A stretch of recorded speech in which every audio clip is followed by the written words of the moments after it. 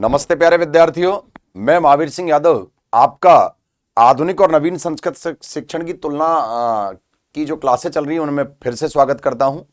अब तक आपने आधुनिक और नवीन संस्कृत शिक्षण के कुछ स्मरणीय तथ्य पढ़े, परंपरागत संस्कृत शिक्षण के कुछ स्मरणीय तथ्य पढ़ चुके थे आप। अब आधुनिक और जो है परंपरागत दोनों प्रकार की शिक्षण विधियों में तुलना हम पढ़ेंगे। कौन सी परंपरागत है, कौन सी आधुनिक है, देखिए, और उनका विश्लेषण करेंगे। देखिए,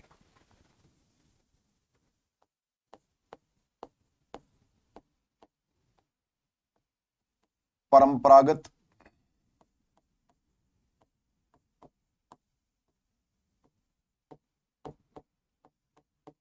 एवं आधुनिक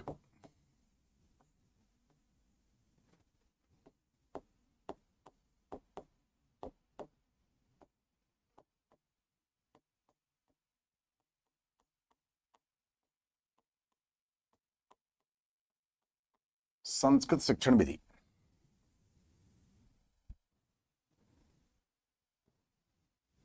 देखिए,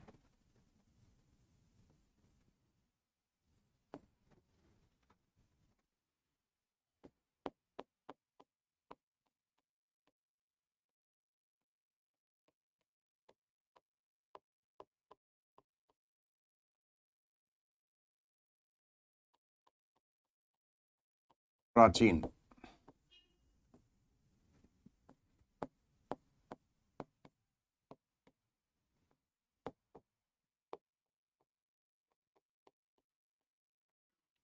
शिक्षण विधि।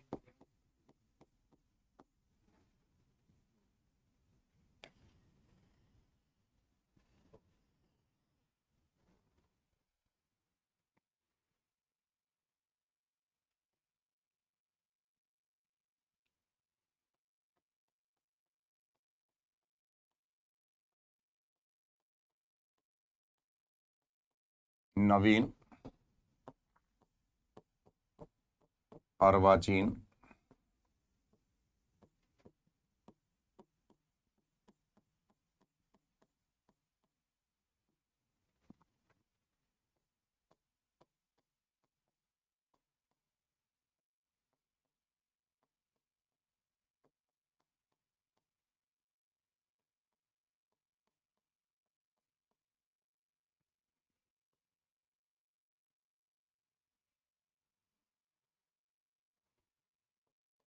देखिए,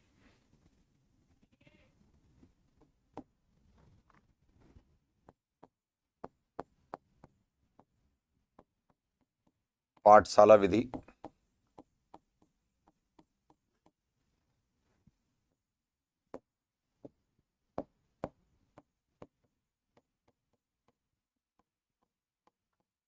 कंठस्थीकरण विधि,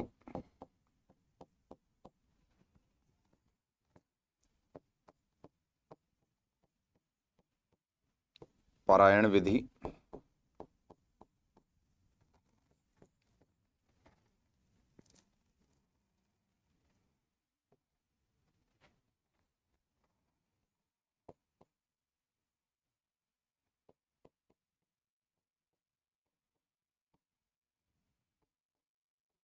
विधि,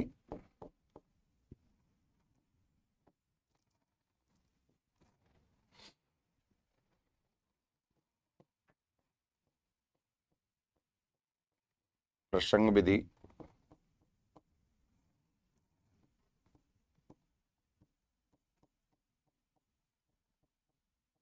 कथा विधि,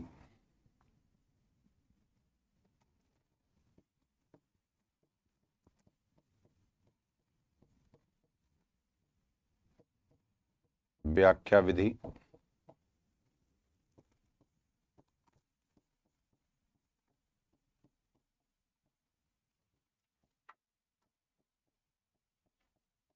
विधि,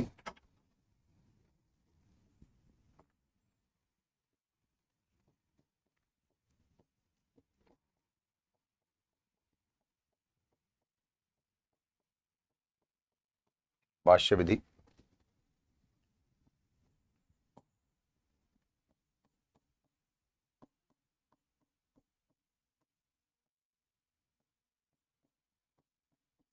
प्रश्नोत्तर विधि,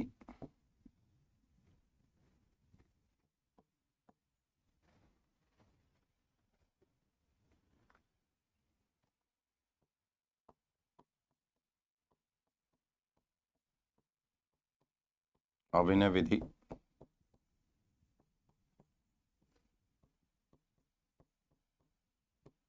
अनुकरण विधि,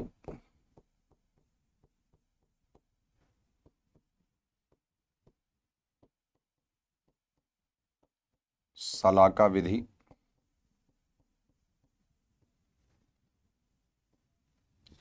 ये कुछ परंपरागत विधियां हैं। अब देखिए नवीन विधि में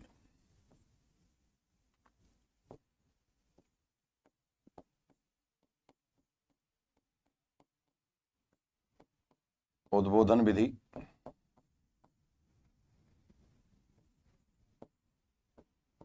व्याख्या विधि परंपरागत और नवीन दोनों है।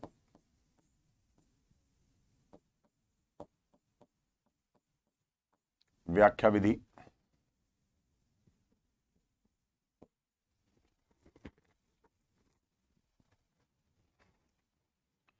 इसमें तुलना और टीका विधि भी आ जाएगी।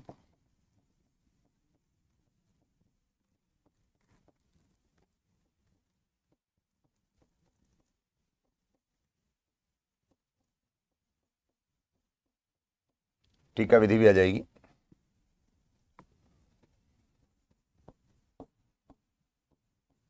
अन्वय विधि,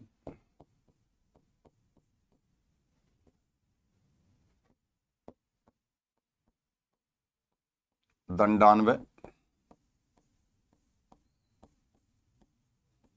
और खंडान्वय।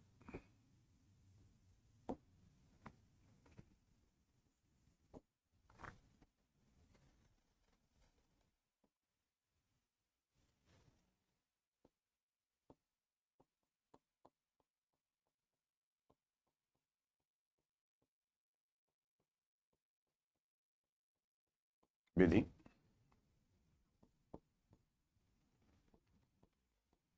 समवाय विधि,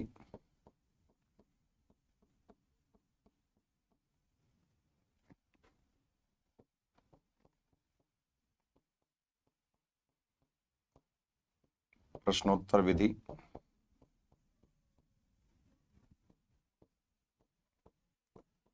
साक्षात्कार विधि,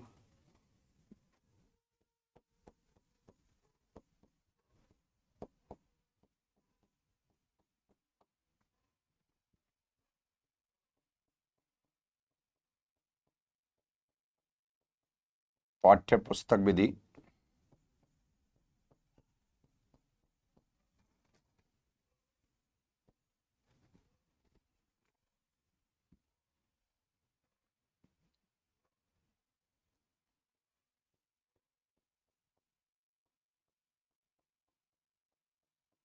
व्याकरण अनुवाद विधि,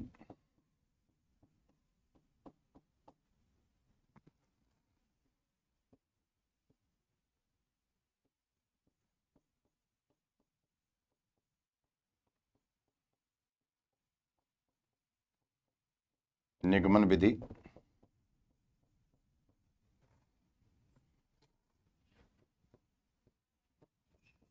और प्रत्यक्ष विधि।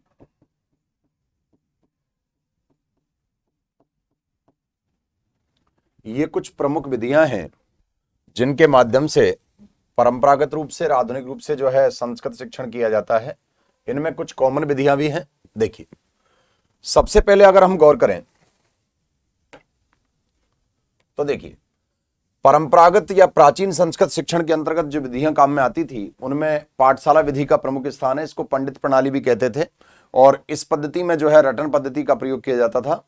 और जब कोई लौकिक श्लोक या वैदिक मंत्र रटाया जाता था तो उसे कंठस्थीकरण कहा जाता था, और पाणिनि द्वारा रचित सूत्रों को रटाया जाता था तो उसे पारायण विधि कहा जाता था। प्रश्नोत्तर देखिए, फिर इसमें वाद विवाद विधि जो है, इसमें जो है समूह चर्चा के साथ साथ जो है तर्क शास्त्र के आधार पर तर्क दिए जाते थे। प्रसंग विधि में कोई घटना या किस्सा आधार बना करके उस प्रसंग को आधार बना के समस्या प्रश्न प्रस्तुत किया जाता था। और कथा विधि परंपरागत गद्य शिक्षण की परंपरागत विधि है। इसका सबसे बड़ा ड्रॉबैक या दोष यह है कि इसमें वक्ता सक्रिय रहता है और श्रोता निष्क्रिय रहता है, इसलिए जो है ये मनोवैज्ञानिक मानी गई। और व्याख्या विधि के 6 सोपान होते हैं: संदर्भ, प्रसंग, व्याख्या, विशेष और व्याकरणात्मक टिप्पणी। कौन कह रहा है, किससे कह रहा है, क्या कह रहा है, ये तो है जो है प्रसंग, कोई विषय वस्तु कहां से ग्रहण की गई, ये संदर्भ है। भावार्थ को बढ़ा चढ़ाकर प्रस्तुत करना व्याख्या है। और इसी तरह से क्या विशेष बात है, उसमें क्या विशेष तथ्य बताया गया, कैसी भाषा है, ये विशेष में आता है। और उसमें संधि समास प्रत्युपसर्ग जो भी जानते हैं वो बताना है, तो व्याकरणात्मक टिप्पणी होती है। और अगर पद्य है तो उसमें छंद अलंकार, रस गुण योजना आदि का ध्यान रखा जाता है। देखिए एक चीज और बता दूं मैं आपको कि इसी प्रकार से जो है आपके व्याख्या विधि के बाद में व्यास अथवा भाष्य विधि है, इसमें कथावाचक की तरह आचरण करता है अध्यापक। और प्रश्नोत्तर विधि में इसको सुकराती विधि भी कहते हैं, क्योंकि इसका जन्मदाता सुकरात माना जाता है। और यद्यपि इसका प्रयोग पहले भी हो चुका है, हमारे गीता जो ग्रंथ है उसमें प्रश्नोत्तर शैली में ही जो है कृष्ण और अर्जुन का संवाद है। अभिनय विधि में आंगिक, वाचिक, आहर्क और सात्विक 4 प्रकार का अभिनय होता है। अंग संचालन से तो आंगिक, वाणी में परिवर्तन से तो वाचिक, और वेशभूषा रूप रंग में परिवर्तन से तो आहर्क, और जो है करुण रस के प्रभाव से होने वाले आंखों से आंसू बहना और हाथ पैरों का कांपना, मूर्छित हो जाना, ये सात्विक अभिनय में आते हैं। सलाह का विधि जो है परंपरागत मूल्यांकन की विधि है, जिसमें जो है आपको काष्ठदंड विधि भी कहते हैं। इसमें काष्ठदंड विधि भी कहा जाता है इसको।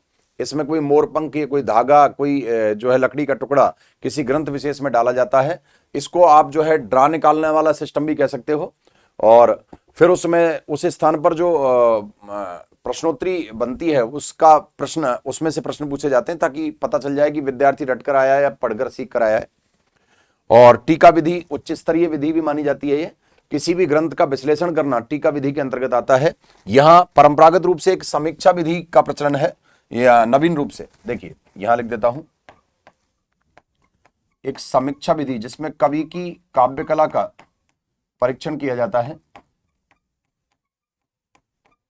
टीका विधि में विश्लेषण करते हुए टिप्पणी लिखी जाती है। और तुलना विधि सूक्ति शिक्षण के लिए प्रमुख रूप से उपयोगी है। इसमें 2 भाषाओं के कथनों की परस्पर तुलना करते हुए सारांश को ग्रहण किया जाता है। अनुकरण विधि में देखो और कहो, सुनो और बोलो, बोलो और लिखो, इस तरह के कथन होते हैं। और ये सारी विधियां जो हैं परंपरागत रूप से प्रमुख हैं। व्याख्यान विधि को आप जैसे बड़े बड़े सेमिनार होते हैं, किसी एक ही विषय वस्तु पर जो है ढंग से जो है बोलना, भाषण देना या मौखिक रूप से अभिव्यक्ति करना व्याख्यान कहलाता है। जैसे शिकागो धर्म सम्मेलन में जो है स्वामी विवेकानंद का व्याख्यान हुआ था, इस तरह से। तो ये सारी विधियां परंपरागत हैं। अब देखिए नवीन विधियों में गद्य शिक्षण की मनोवैज्ञानिक विधि है उद्बोधन विधि। उत का अर्थ है ऊपर की ओर, बोधन का अर्थ है समझाना, ऊपर की ओर किसी विषय वस्तु को दिखाना और फिर समझाना उद्बोधन विधि कहलाता है। व्याख्या विधि परंपरागत और नवीन दोनों है। इसमें भी वही संदर्भ, प्रसंग, व्याख्या, विशेष व्याकरणात्मक टिप्पणी रहता है। अन्वय विधि पद्य के 4 चरणों को एक ही लाइन बना लेना, एक ही वाक्यांश बना लेना, और उसके आधार पर अगर व्याकरणात्मक प्रश्न पूछ रहे हैं तो दंडान्वय विधि है, और साहित्यिक प्रश्न पूछ रहे हैं विषय वस्तु आश्रित तो खंडान्वय विधि है। कक्षा के विद्यार्थियों से ही और पात्र संवाद योजना के अनुसार अभिनय करवाना कक्षा अभिनय विधि कहलाती है। और इसमें अध्यापक निर्देशक के रूप में कार्य करता है। और पात्र संवाद योजना के अनुसार विद्यार्थी जो है अपना अभिनय करते हैं। ये प्राथमिक और उच्च प्राथमिक स्तर पर नाट्य शिक्षण की प्रमुख विधि है कक्षा अभिनय। लेकिन नाट्य शिक्षण की सर्वश्रेष्ठ विधि समवाय विधि है, जिसमें आपके यांत्रिक विधि के साथ साथ जो है अभिनय विधि का मिश्रण रहता है। और प्रश्नोत्तर विधि सुकराती विधि है। साक्षात्कार विधि जो है आधुनिक काल में मूल्यांकन की सर्वोत्तम विधि है। इसमें मौखिक, लिखित, प्रायोगिक, सैद्धांतिक सभी प्रकार का जो है परीक्षण हो जाता है। इसको इंटरव्यू सिस्टम भी कहते हैं। पाठ्यपुस्तक विधि नवीन विधि है। इसका गद्य, पद्य, नाट्य, व्याकरण, अनुवाद सभी में जो है प्रयोग होता है। व्याकरण अनुवाद विधि को भंडारकर विधि भी कहते हैं, क्योंकि डॉक्टर रामकृष्ण गोपाल भंडारकर ने इसका आविष्कार किया था। पहले व्याकरण का अध्ययन होगा, उसके बाद अनुवाद के नियम सिखाए जाएंगे। आगमन और निगमन विधि व्याकरण शिक्षण की नवीन विधियां हैं। उदाहरण से नियम की ओर है तो आगमन है, और नियम से उदाहरण की ओर है तो निगमन है। याद रखिएगा, उदाहरण होता है विशेष, नियम होता है सामान्य। तो आगमन हो गई विशेष से सामान्य की ओर, निगमन हो गई सामान्य से विशेष की ओर। आगमन तो विशेष से सामान्य की ओर, निगमन सामान्य से विशेष की ओर। अच्छा, प्रत्यक्ष विधि, जब प्रत्यक्ष विधि जो है अंग्रेजी भाषा से संस्कृत में आई है, और डॉक्टर वकील महोदय को इसका श्रेय दिया जाता है प्रत्यक्ष विधि को। इन सभी का अध्ययन आगे भी होगा। और प्रत्यक्ष विधि में भाषा का भाषा माध्यम में शिक्षण होगा और मातृभाषा के शब्दों का प्रयोग नहीं होगा। और समीक्षा विधि में कवि की काव्य कला, कवि की काव्य शैली, कवि की रसगुण योजना, छंद अलंकार योजना और इन सभी का विश्लेषण किया जाता है। और आलोचनात्मक परीक्षण करके कवि की जो है काव्य कला का स्तर निर्धारित किया जाता है। तो ये समीक्षा विधि हुई। ये सभी विधियां जो हैं परंपरागत और आधुनिक अलग अलग हैं, कुछ विधियां कॉमन भी हैं। अब देखिए कुछ स्मरणीय तथ्य।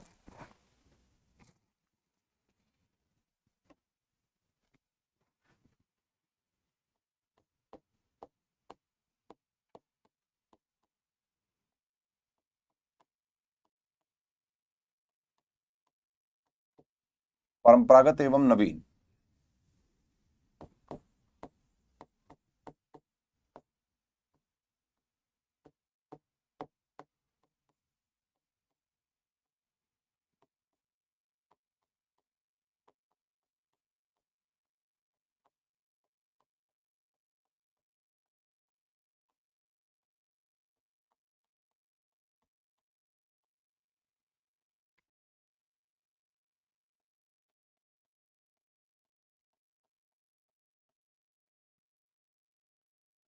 स्मरणीय तथ्य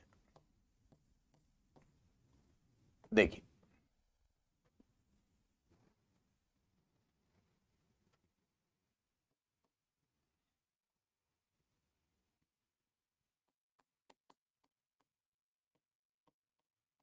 कथा विधि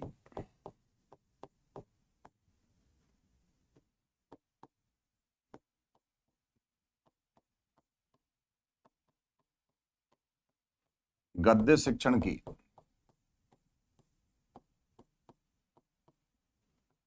परंपरागत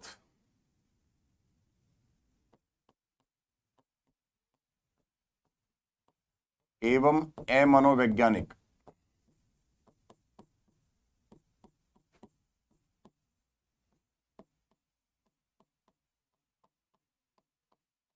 विधि है।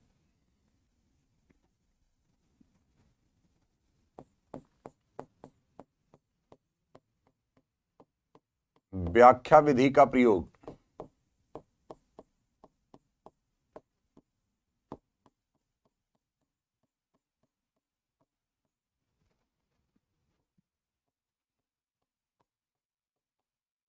उच्च स्तरीय विधि के रूप में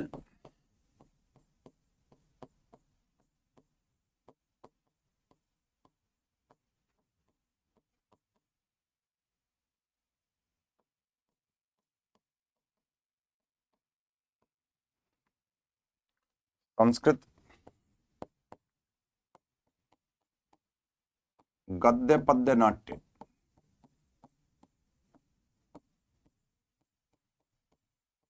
अर्थात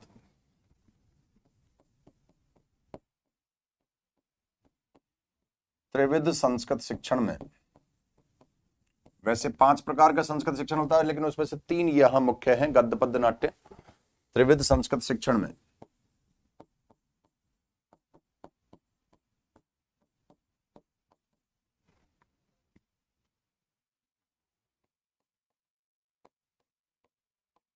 एक समान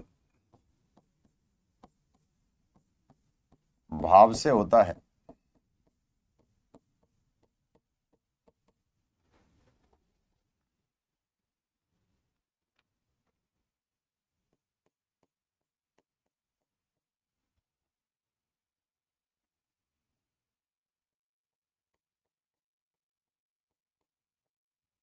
व्याख्या विधि का प्रचलन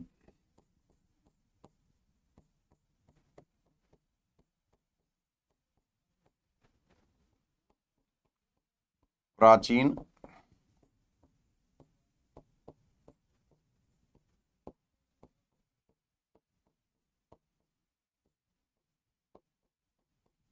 दोनों रूपों में है।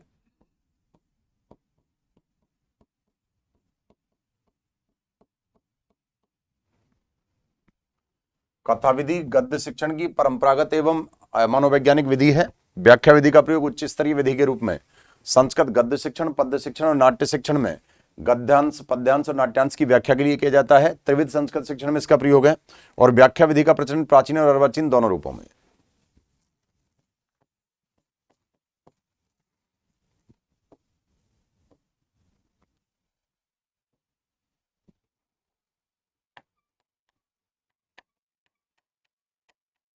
यूनानी दार्शनिक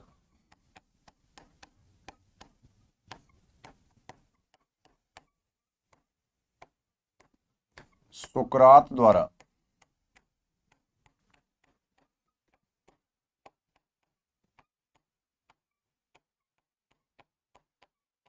प्रतिपादित होने के कारण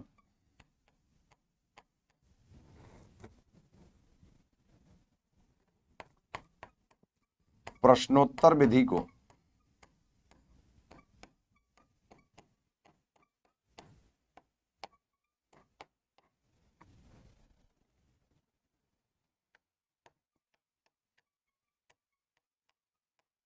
सुकराती विधि भी कहा जाता है।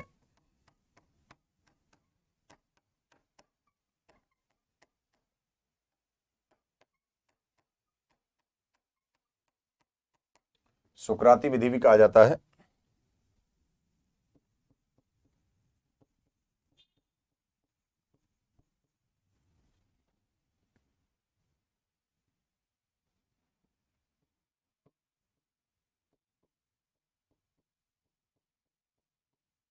विधि का प्रयोग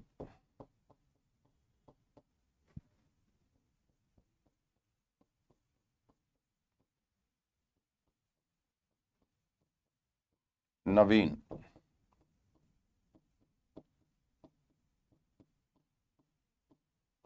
दोनों रूपों में है। याद रखिएगा। अब देखिए,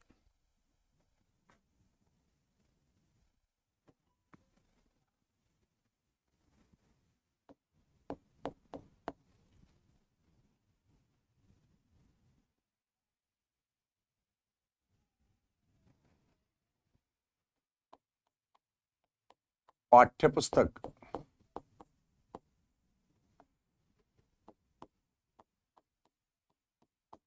विधि का प्रयोग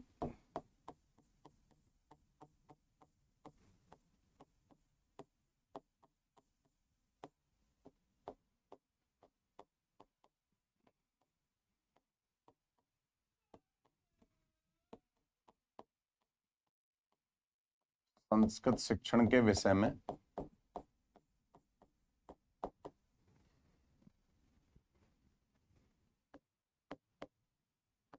गद्य, पद्य, नाट्य,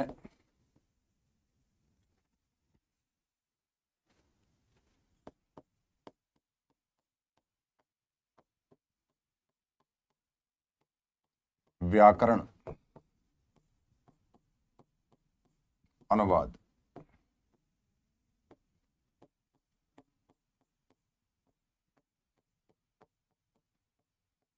इत्यादि पंचविध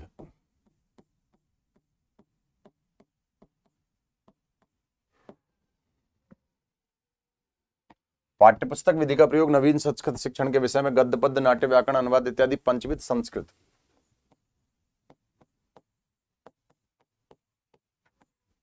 शिक्षण के विषय में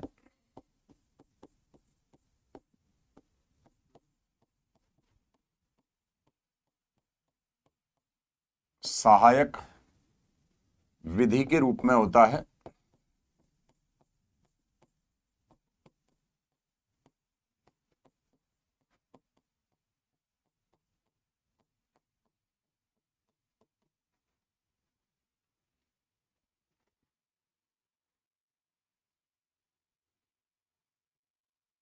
तो पाठ्यपुस्तक विधि का प्रयोग नवीन संस्कृत शिक्षण के विषय में गद्य, पद्य, नाट्य, व्याकरण, अनुवाद इत्यादि पंचविध संस्कृत शिक्षण के विषय में सहायक विधि के रूप में होता है।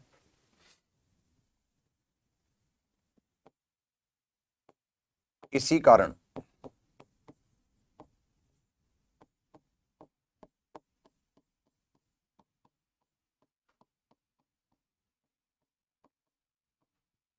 पाठ्यपुस्तक विधि को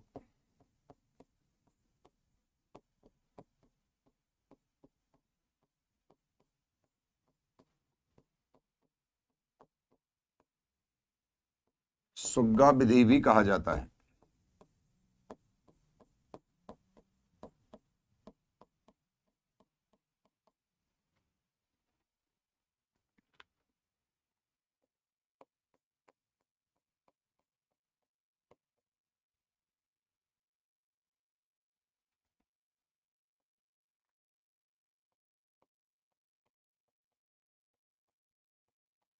संस्कृत शिक्षण की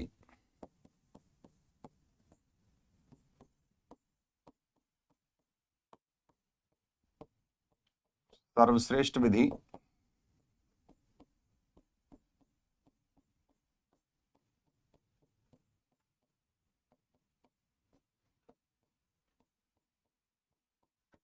प्रत्यक्ष विधि है।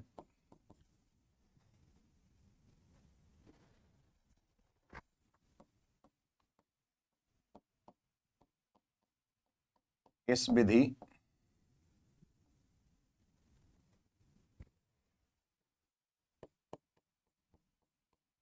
प्रतिपादक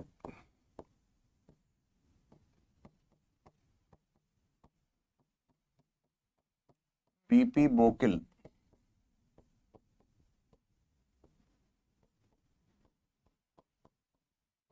महोदय को माना जाता है।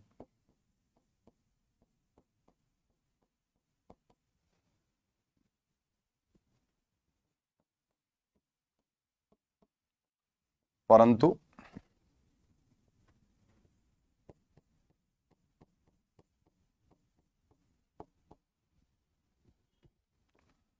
उपयोगिता की दृष्टि से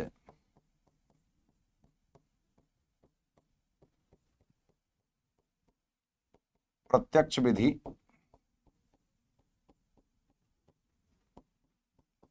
को निर्वाध ऑब्लिक सुगम विधि भी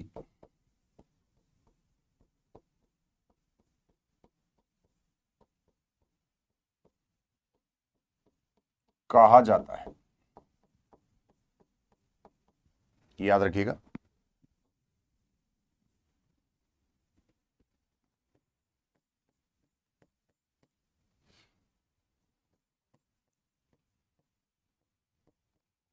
परंपरागत मूल्यांकन की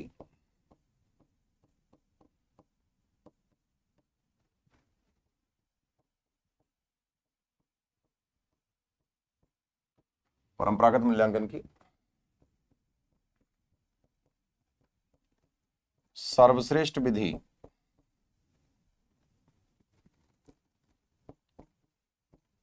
सलाका विधि है।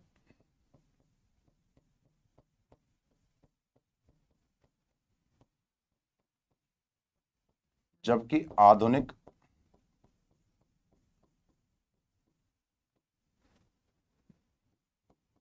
कोष्टक में नवीन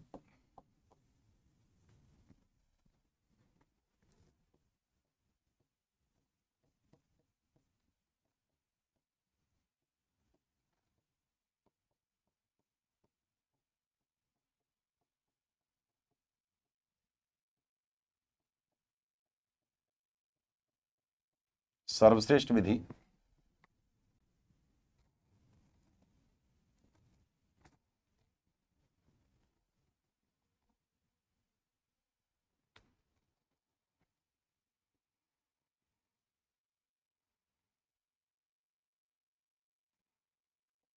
साक्षात्कार विधि है।